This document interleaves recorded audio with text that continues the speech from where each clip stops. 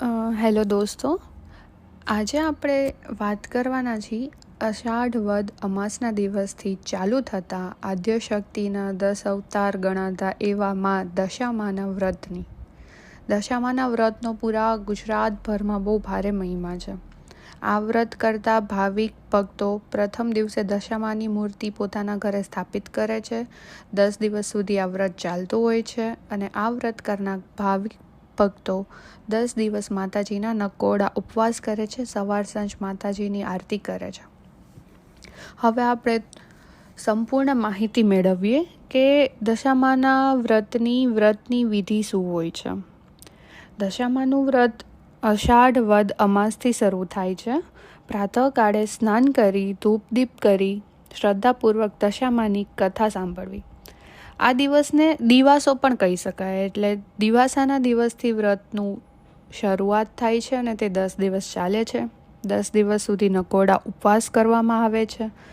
માટીની સાંદણી બનાવી તેનું પૂજન કરે છે. 10મે દિવસે સાંદણીને નદીમાં પધરાવવાની હોય છે અને 5મા વર્ષે વ્રતનું ઉજવણું કરવું, જેની અંદર યથાશક્તિ સોનું, ચાંદી કે પંચધાતુની સાંદણી બનાવી બ્રાહ્મણને દાનમાં આપવી અથવા તો વસ્ત્રદાન કરવું, દક્ષિણા આપવી. ભક્તિભાવપૂર્વક દશામાનું વ્રત કરનારને સુખ, શાંતિ અને સમૃદ્ધિ જળવાય છે. તેના જીવનના જે કાંઈ દુઃખ દર્દ હોય તે માતાજી દૂર કરે છે. હવે આપણે સાંભળીએ દશામાના વ્રતની વાર્તા. સુવર્ણપુર નગરીમાં અભયસેન નામે ધણોજ ગર્વિષ્ઠ રાજા રહેતો હતો. નગરની સમૃદ્ધિનો પાર નહોતો. રાજાની ગુણિયલ, સંસ્કારી અને અતિ સુશીલ તથા રૂપવતી રાણીનું નામ અનંગસેના હતું. રાણી ઘણી જ નમ્ર અને ધર્મિષ્ઠ હતી. એ ઘણીવાર રાજાને અહંકાર ન કરવા માટે સમજાવતી, પણ રાજા એની વાત કદી ન માનતો. એક દિવસ રાજમહેલના ઝરૂખે બેઠેલી રાણીએ નદીના કિનારે સ્ત્રીઓની વ્રત કરતી જોઈ. તેથી રાણીને કુતૂહલતા વશ થઈને જાણવાનું મન થયું અને તેને દાસીને આજ્ઞા આપી કે નદી કિનારે સોળે શણગાર સજીને ટોળે વળેલી સ્ત્રીઓ શું કરે છે એ જાણી આવો. દાસી દોડતી ગઈ તે સ્ત્રીઓ પાસે અને પૂછવા લાગી કે તમે બધા શું કરો છો? ત્યારે એક સ્ત્રીએ જવાબ આપતા કહ્યું, અમે દશામાનું વ્રત કરીએ છીએ. આ વ્રતની વિધિ એવી છે કે સૂતરના 10 તાર લઈ 10 ગાંઠ વાળવી, ગાંઠે ગાંઠે કંકુના ચાંદલા કરવા. ત્યારબાદ સ્ત્રીએ વ્રત ક્યારે કરવું, કેવી રીતે કરવું વગેરે એ બધું જણાવ્યું. દાસીએ મહેલમાં આવીને રાણીને બધી વાત કરી. ધાર્મિક સ્વભાવની રાણીને પણ આ વ્રત કરવાની ઈચ્છા થઈ. મનથી વ્રત કરવાનું નક્કી કર્યું. એણે રાજાને આ વાત જણાવી તો અહંકારી રાજાએ તો ના પાડી દીધી અને કીધું, આ વ્રત તો ગરીબ ગુરખા માટે છે. તારે તો ઘણી સાહેબી છે, ધન દોલત છે, નોકર ચાકર છે, બાગ બગીચા છે, રાજપાટ છે, બધું જ છે. માટે આ વ્રત કરવાનું તું છોડી દે. રાજાના અભિમાન ભર્યા વચન સાંભળી રાણીનું દિલ દુભાયું. એ જાણતી હતી કે ગમે તેવી સમજાવટ છતાં અભિમાની રાજા એકનો બે થશે નહીં. રાજાએ અહંકાર, ગર્વ અને અભિમાનમાં ચકચૂર થઈને દશામાના વ્રતનું અપમાન કર્યું. તેથી દશામાના ક્રોધનો પાર ન રહ્યો. માએ રાજાના સપનામાં આવીને એક જ શબ્દ કહ્યો, પડું છું. બીજા જ દિવસે પડોશી રાજા લાવ લશ્કર સાથે ચડી આવ્યો. આવા અણધાર્યા હુમલાથી રાજા અભયસિંહ ગભરાયો. જીવ બચાવવા માટે રાણી અને બંને કુંવરોને લઈને જંગલના રસ્તે ભાગ્યો. રાણી અનંગસેના મનમાં સમજે છે કે પોતાના પતિએ કરેલ દશામાના વ્રતના અપમાનથી આ દશા પ્રાપ્ત થઈ છે. ઘોર જંગલમાં રાજા રાણી ઉઘાડા પગે ચાલ્યા જાય છે. પગમાં કાંટા, કાંકરા બધું વાગે છે. દુઃખ અને થાકનો પાર નથી. કુંવરો તરસ્યા થાય છે. એટલામાં એક વાવ આવી. રાજા પાણી લેવા માટે વાવમાં ઉતર્યો. પાછળ બંને કુંવરો પણ ઉતર્યા તો દશામાએ અદૃશ્ય રહીને બંને કુંવરોને ખેંચી લીધા. કુંવરોને અદૃશ્ય થઈ ગયેલા જાણી રાણી વિલાપ કરવા લાગી. રાજા પણ મનમાં સમજી ગયો કે નક્કી આ દશામાનો કોપ છે. એ જાણીને આશ્વાસન આપતા સમજાવે છે કે જેણે આપ્યા એણે લઈ લીધા, હવે એ જ આપશે. રુદન કરતી રાણીને સમજાવતો રાજા આગળ ચાલ્યો. થાકના લીધે બંનેના પગ ઘસડાય છે. પગમાં વેઢાના કાંટા ભોંકાઈ ગયા, તેથી પીડાનો પાર નથી. રસ્તામાં એક વાડી આવી. રાજાને થયું કે હાશ, 2 ઘડી વિસામો તો મળશે. પણ રાજાએ વાડીમાં જેવા પગ મૂક્યા તો ખીલેલા ફૂલો કરમાઈ ગયા. વાડીનો માળી વિચાર કરવા માંડ્યો કે નક્કી આ માણસ પાપી પગલાનો છે. તેથી માળી લાકડી લઈને રાજાને મારવા દોડ્યો. રાજા રાણી માંડ બચીને ભાગ્યા.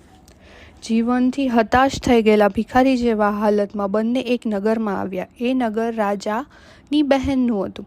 રાજાને આશા હતી કે બહેન જરૂર આશરો આપશે. એણે પાદરેથી પોતાની બહેનને સંદેશો મોકલ્યો કે તેનો ભાઈ આવ્યો છે. બહેને પોતાના ભાઈને સોનાની ગાગરમાં સુખડી મોકલાવી અને સાથે સોનાની સાંકળી મૂકી. પણ સોનાની ગાગર પિત્તળ બની ગઈ, સુખડી ઈંટના કટકા બની ગઈ અને સોનાની સાંકળીના બદલે ફૂફાડા મારતો કાળો નાગ નીકળ્યો. રાજા વિચાર કરે છે કે મારી સગી બહેન મને મારી નાખવા આવું ન કરે. નક્કી આ દશામાના કોપને કારણે જ થયું છે. આવો વિચાર કરી રાજાએ ગાગર ત્યાં જ દાટી દીધી અને રાણીને લઈને આગળ ચાલ્યો. ચાલતા ચાલતા એક નદી આવી. નદીના કાંઠે ઝીબડા વાડા છે. રાજા 2 હાથ જોડીને વાડાના માલિકને કરગરવા લાગ્યો કે ભાઈ, 7 દિવસના ભૂખ્યા છીએ, દયા કરીને એક ઝીબડું આપ. ખેડૂતને દયા આવવાથી એક ઝીબડું આપ્યું. રાજાએ નક્કી કર્યું કે આગળ જઈને થોડો વિશ્રામ કર્યા પછી ઝીબડું ખાવું અને ભૂખ સમાવવી. પૂર્વે બન્યું એવું કે એ ગામના રાજાનો કુંવર 2 દિવસ પહેલાં રિસાઈને ભાગી ગયો હતો. સિપાહીઓ કુંવરની શોધમાં નીકળ્યા હતા. દશામાના કોપના કારણે રાજાના હાથમાંથી જે ચીબડું હતું એ કુંવરનું માથું બની ગયું. આ માથા પર નજર પડતા જ સિપાહીઓ દોડીને રાજાને પકડી લીધો. દોરડાથી બાંધીને લાતો મારતા નગરમાં લઈ ગયા. નગરના રાજાએ બધી વાત કરી. રાજાએ પોતાના કુંવરની હત્યા કરવા બદલ અભયસેનને કાળ કોટડીનો હુકમ આપી બંદીખાનામાં નાખી દીધો. રાજા વગર વાંકે કેદ થયો. તેથી રાણી અનંગસેના પર દુઃખનો પાર તૂટી પડ્યો. એ રોજ જંગલમાં જતી, લાકડાનો ભારો લઈ આવતી. એ વેચીને જે પૈસા મળે એમાંથી પેટનો ખાડો પૂરતી. આમ દિવસો પસાર થવા લાગ્યા. અષાઢનો મહિનો આવ્યો. અનંગસેનાને એ અષાઢની અમાસે એટલે કે દિવાસાના દિવસે દશામાનું વ્રત શરૂ કરવાનું સૂઝ્યું. દશામાના વ્રતના 10 દિવસ નકોડા ઉપવાસ કર્યા અને માની ભક્તિ કરી. રાણી અનંગસેનાની અપાર ભક્તિ જોઈ દશામાનો કોપ શમી ગયો. માએ રાણીને આશીર્વાદ આપતા કહ્યું કે કાલે તને તારો પતિ પાછો મળશે. એ જ રાત્રે દશામાએ નગરના રાજાને સ્વપ્નમાં જઈ આદેશ આપ્યો કે તે નિર્દોષ માણસને કેદમાં રાખ્યો છે. તારો કુંવર તો એના મોસાળમાં લીલા લહેર કરે છે, સવારે પાછો આવી જશે. સવાર પડતા જ દશામાની કૃપાથી કુંવર પાછો આવી ગયો. રાજાએ જાતે જઈને અભયસેન રાજાને બંદીખાનામાંથી મુક્ત કર્યા અને એની ક્ષમા માગી. એટલું જ નહીં પણ ઘણું બધું ધન પણ આપ્યું. રાજા રાણી રથમાં બેસી સુવર્ણપુર આવવા માટે નીકળ્યા. રસ્તામાં બહેનનું નગર આવ્યું. રાજાને પેલી ગાગર યાદ આવી. પાદરે આવીને ખાડો ખોદીને જોયું તો પિત્તળની ગાગર સોનાની બની ગઈ હતી. ગાગરમાં સોનાની સાંકળ અને સુખડી હતી. એટલામાં બહેન પણ આવી. આગ્રહ કરીને ભાઈ ભાભીને ઘેર લઈ ગઈ. 2 દિવસ રોકાઈ ને રાજા રાણી આગળ ચાલ્યા. રસ્તામાં વાવ આવી તો જોયું વાવને કાંઠે દશામાં વૃદ્ધ ડોસીનું રૂપ ધારણ કરીને ઊભા છે. બંને કુંવરો એમની આંગળી પકડીને ઊભા છે. રાજા રાણી તરત માતાજીને ઓળખી ગયા અને લાકડીની જેમ માતાના પગમાં પડી ગયા. દશામાએ અસલ સ્વરૂપમાં આવીને દર્શન આપતા કહ્યું, હે રાજા, તે અભિમાન આણીને મારા વ્રતનું અપમાન કર્યું હતું. તેથી તારા પર હું કોપાયમાન થઈ ગઈ હતી. પણ હવે તારો ગર્વ ગળી ગયો છે.